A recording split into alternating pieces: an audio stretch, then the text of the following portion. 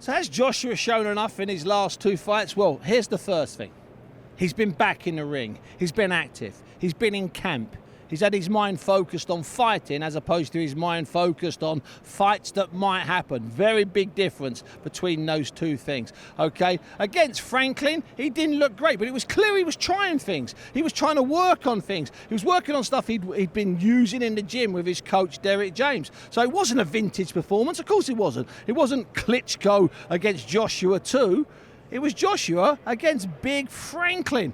And he was a clever, smart lad, so it was always going to be awkward. But he got the rounds, and he looked good, and he didn't gas out, which is what people have accused him of. And then against Robert Helenius, I know he came in at short notice, I appreciate that, but it was still a great finish. That was a classic AJ finish. And there have been some classic AJ finishes. Big right hands, big looping left hooks. The one that took care of Helenius was fantastic. It was a distraction left to the body. Helenius in slow motion goes to block that, leaves the gap, overcomes the right hand, down goes Helenius, and it's good night. That was a great finish. Trust me, a really good finish. So if you look at Franklin this year, and if you look at Helenius this year, those two combined, is that enough to beat Otto Wallin? Of course it is, because that right hand alone against Robert Helenius will take care of any heavyweight on the planet. If Joshua sets any heavyweight up with that shot, it's all over.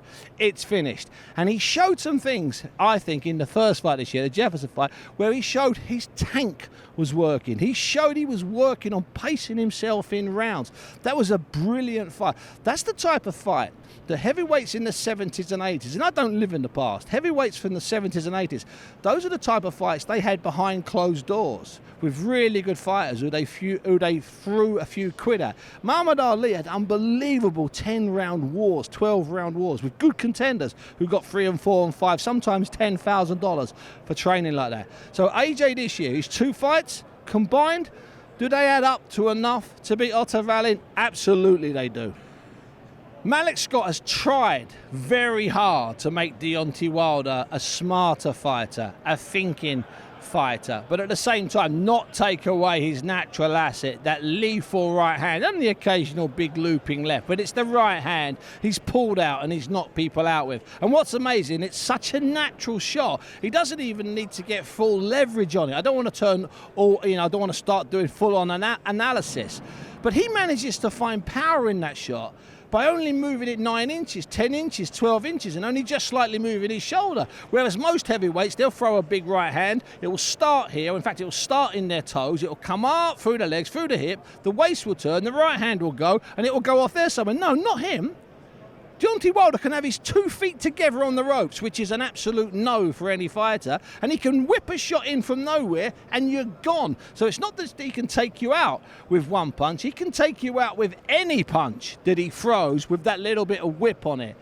So Malik Scott has got to harness that. He's got to somehow create that, turn that into a more thinking boxer, a boxer that doesn't cross his legs, a boxer that uses his jab better to set up that big right hand so it doesn't come across just as a chance shot. So Malik Scott is a good trainer, and him and Deontay Wilder have a great understanding. The reason he went so many rounds in that third brilliant, triumphant fight with Tyson Fury was because Malik Scott was in the corner, giving him great sensible short advice and also dragging him up by his shorts, looking him in the eyes and telling him to go out and do it for his family. Malik Scott and Deontay Wilder, I'm telling you now, they're sleepers. They're a little secret cell in the boxing business. We always try and pair fighters with great trainers in history. In 10 years' time, we might look back on Malik Scott and Deontay Wilder and say, remember that relationship? That was a class relationship.